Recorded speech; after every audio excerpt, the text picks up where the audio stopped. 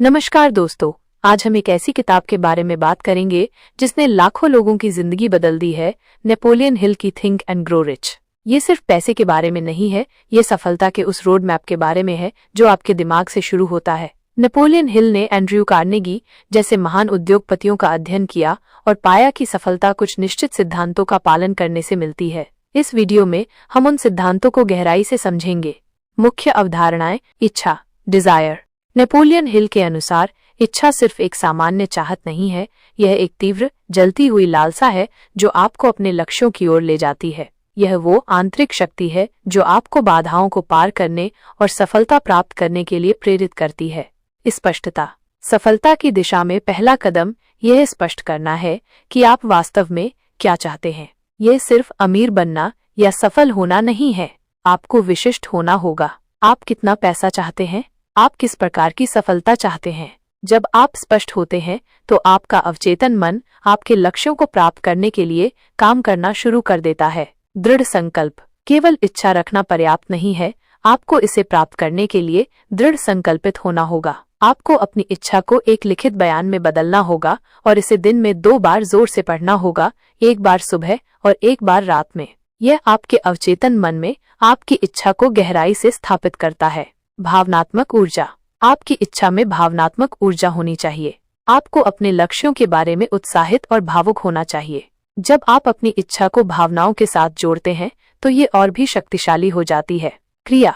इच्छा को क्रिया के साथ जोड़ा जाना चाहिए। केवल चाहने से कुछ नहीं होगा, आपको अपने लक्ष्यों की दिशा में लगातार कार्रवाई करनी होगी। आपको योजना बनानी होगी, कदम उठाने होंगे और बाधाओं को पार करना होगा। थॉमस एडिसन, जिन्होंने बल्ब का आविष्कार किया, उनकी इच्छा इतनी प्रबल थी कि हजारों बार असफल होने के बाद भी उन्होंने हार नहीं मानी। उनकी इच्छा इतनी मजबूत थी कि उन्होंने अपनी असफलता को सफलता की सीढ़ी में बदल दिया। नेपोलियन हिल के अनुसार सभी उपलब्धियों का प्रारंभिक बिंदु तीव्र इच्छा है। इच्छा को सोने में बदलने की शक्ति है। महत्वपूर्ण सवाल।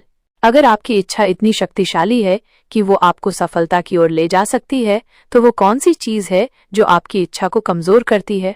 विश्वास, फेथ। गहराई में नेपोलियन हिल के अनुसार विश्वास वो नींव है जिस पर आपकी इच्छाएं साकार होती हैं। यह वो शक्ति है जो आपके अवचेतन मन को आपके लक्ष्यों की ओर ले जाती है।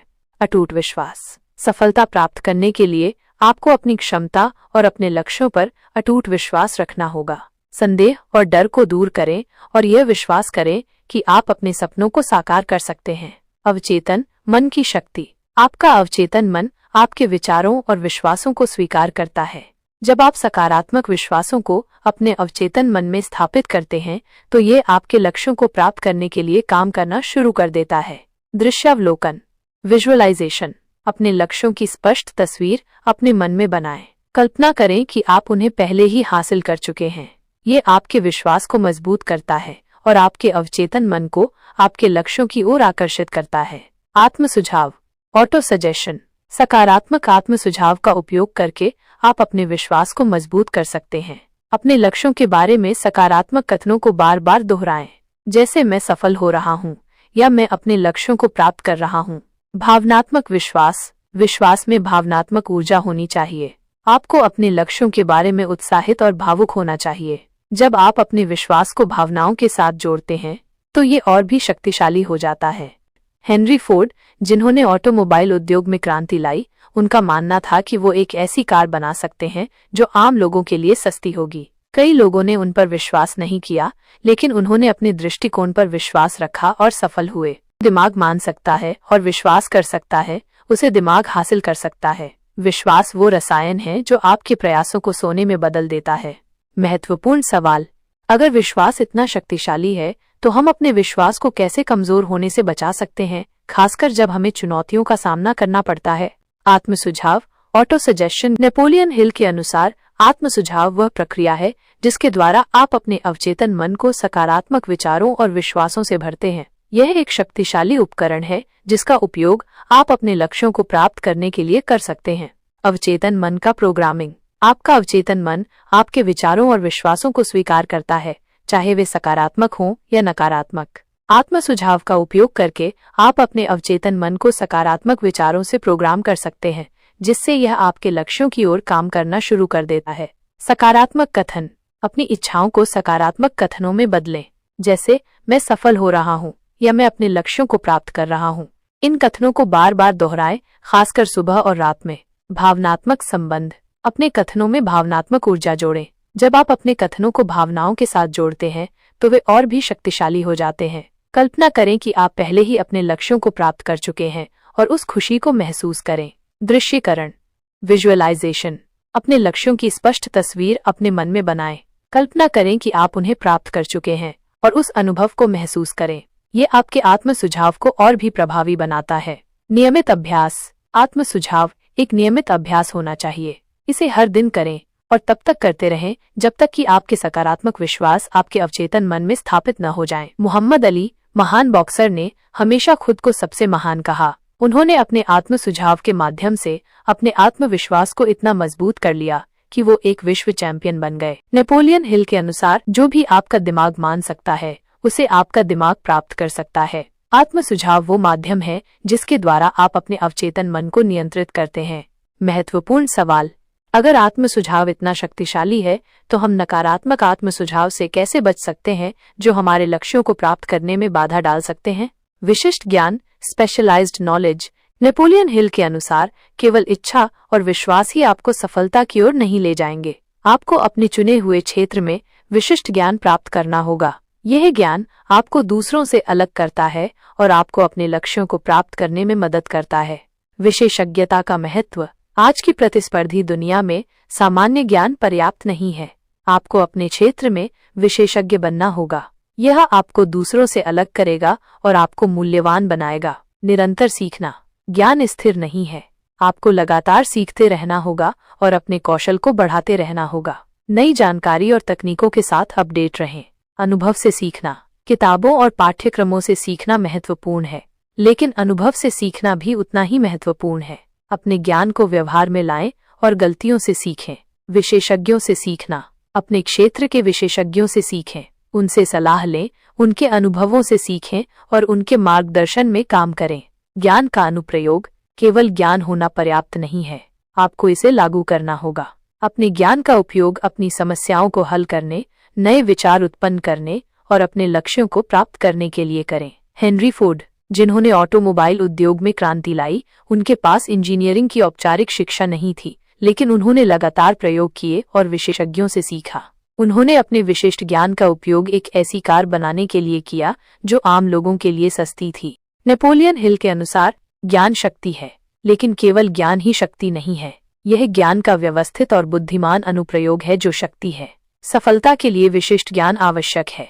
महत्वपूर्ण सवाल, विशिष्ट ज्ञान प्राप्त करने के लिए सबसे प्रभावी तरीके क्या हैं और हम ये कैसे सुनिश्चित कर सकते हैं कि हम अपने ज्ञान को लगातार अपडेट कर रहे हैं? कल्पना, इमेजिनेशन। नेपोलियन हिल के अनुसार, कल्पना वो कार्यशाला है जहां आपकी सभी योजनाएं बनाई जाती हैं। ये वो शक्ति है जो आपको नए विचार उत्पन्न करने, समस्याओं को हल करने और अपने लक्ष्यों को प्राप्त करने में मदद करती है। 2 प्रकार की कल्पना, संश्लेषित कल्पना, सिंथेटिक इमेजिनेशन। यह मौजूदा विचारों, अवधारणाओं और योजनाओं को मिलाकर नए विचार बनाने की क्षमता है। इसका उपयोग तब किया जाता है जब आप नई योजनाएं बनाते हैं या मौजूदा योजनाओं में सुधार करते हैं। रचनात्मक कल्पना, क्रिएटिव इमेजिनेशन। यह वो क्षमता है जो आपको पूरी तरह से नए विचार, आविष्कार और अवधारणाएं बनाने की अनुमति देती है। इसका उपयोग तब किया जाता है जब आप कुछ ऐसा बनाते हैं जो पहले कभी नहीं था। कल्पना का उपयोग, लक्ष्य निर्धारण। अपनी कल्पना का उपयोग करके आप अपने लक्ष्यों की स्पष्ट तस्वीर बना सकते हैं। कल्पना करें कि आप उन्हें प्राप्त कर चुके हैं और उस अनुभव को महसूस करें। समस्या समाधान। जब आपको किसी समस्या का सामना करना पड़ता है तो अपनी कल्पना का उपयोग करके समाधान के विभिन्न तरीकों पर विचार करें। नए विचार उत्पन्न करना। अपनी कल्पना का उपयोग करके आप नए उत्पादों, सेवाओं और व्यावसायिक अवसरों के बारे में सोच सकते हैं। कल्पना को उत्तेजित करना। पठन, किताबें, पत्रिकाएं और लेख पढ़ें। यह आपको नए विचारों और दृष्टिकोणों से परिचित कराएगा। विचार मंथन, ब्रेनस्टॉर्मिंग। नए विचारों को उत्पन्न करने के लिए दूसरों के साथ मिलकर काम करें। दृश्यीकरण, विजुअलाइजेशन। अपने लक्ष्यों और सपनों की स्पष्ट तस्वीर अपने मन में बनाएं। ध्यान, मेडिटेशन। ध्यान आपको अपने मन को शांत करने और अपनी रचनात्मकता को जगाने में मदद कर सकता है। कहानी अंश, वॉल्ट डिज्नी। जिन्होंने डिज्नीलैंड बनाया, उनकी कल्पना इतनी जीवंत थी कि उन्होंने एक ऐसी दुनिया बनाई जो लाखों लोगों को खुशी देती है। उन्होंने अपनी रचनात्मक कल्पना का उपयोग करके एक ऐसा मनोरंजन पार्क बनाया जो पहले कभी नहीं था। नेपोलियन हिल के अनुसार मनुष्य जो कुछ भी बना सकता है वो पहले अपनी कल्पना में बनाता है। कल्पना वह कार्यशाला है जहां मनुष्य की सभी योजनाएं बनती हैं। महत्वपूर्ण सवाल: अगर कल्पना इतनी शक्तिशाली है तो हम अपनी कल्पना को सीमित करने वाले कारकों को कैसे पहचान सकते हैं और उनसे कैसे छुटकारा पा सकते हैं? संगठित योजना, ऑर्गेनाइज्ड प्लानिंग। नेपोलियन हिल के अनुसार केवल इच्छा, विश्वास और कल्पना ही पर्याप्त नहीं है। आपको अपनी इच्छाओं को वास्तविकता में बदलने के लिए एक ठोस योजना बनानी होगी। संगठित योजना सफलता की नींव है। लक्ष्य निर्धारण। सबसे पहले अपने लक्ष्यों को स्पष्ट रूप से परिभाषित करें। आप क्या हासिल करना चाहते हैं?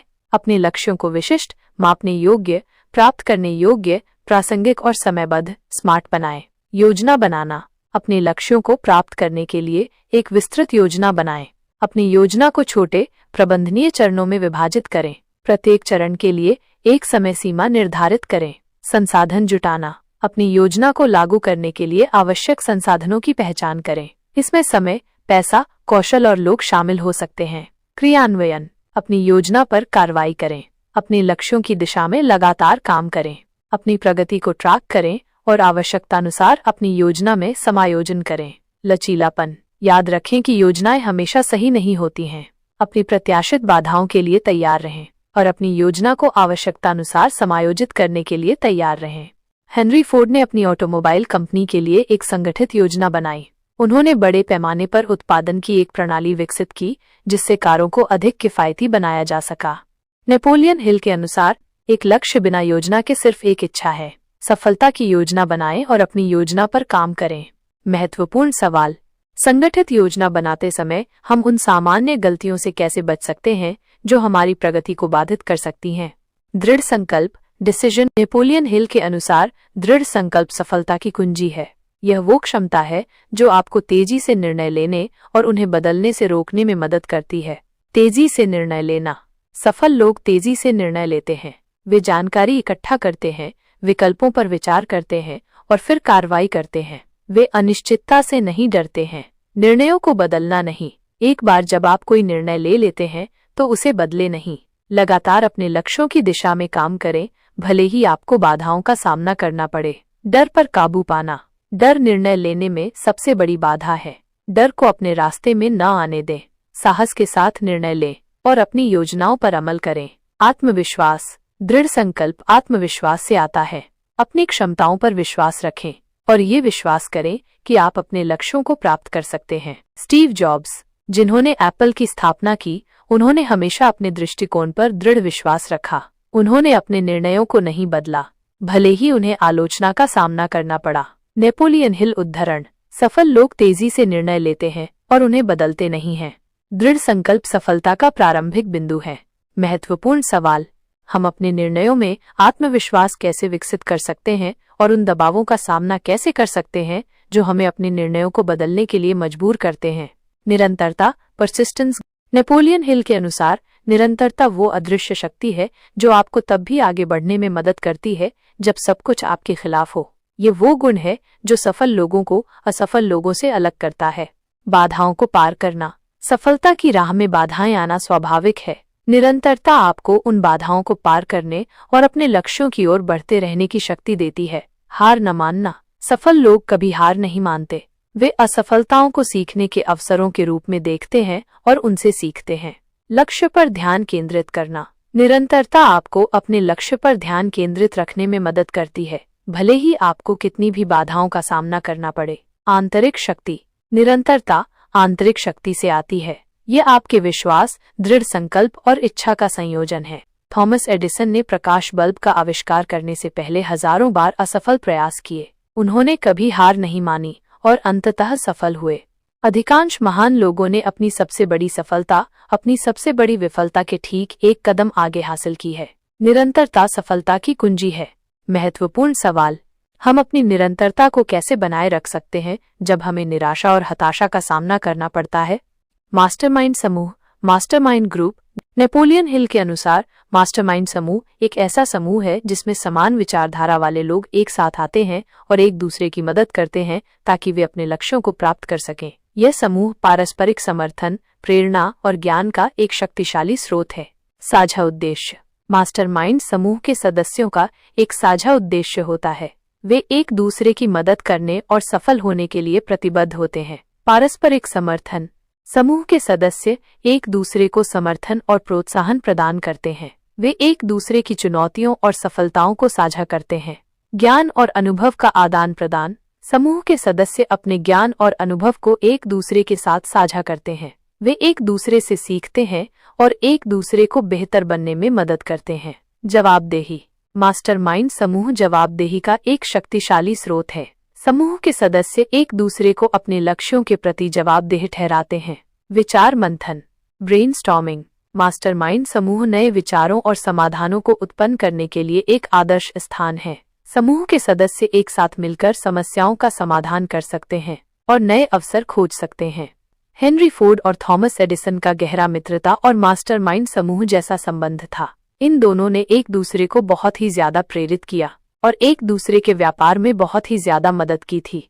नेपोलियन हिल के अनुसार 2 या 2 से अधिक दिमागों का समन्वय जो एक निश्चित उद्देश्य की प्राप्ति के लिए सद्भाव में काम करते हैं। मास्टरमाइंड समूह सफलता का एक शक्तिशाली उपकरण है। दोस्तों, अगर आपको यह वीडियो पसंद आया और आपने इससे कुछ सीखा तो कृपया इसे लाइक करें और अपने दोस्तों के साथ शेयर करें।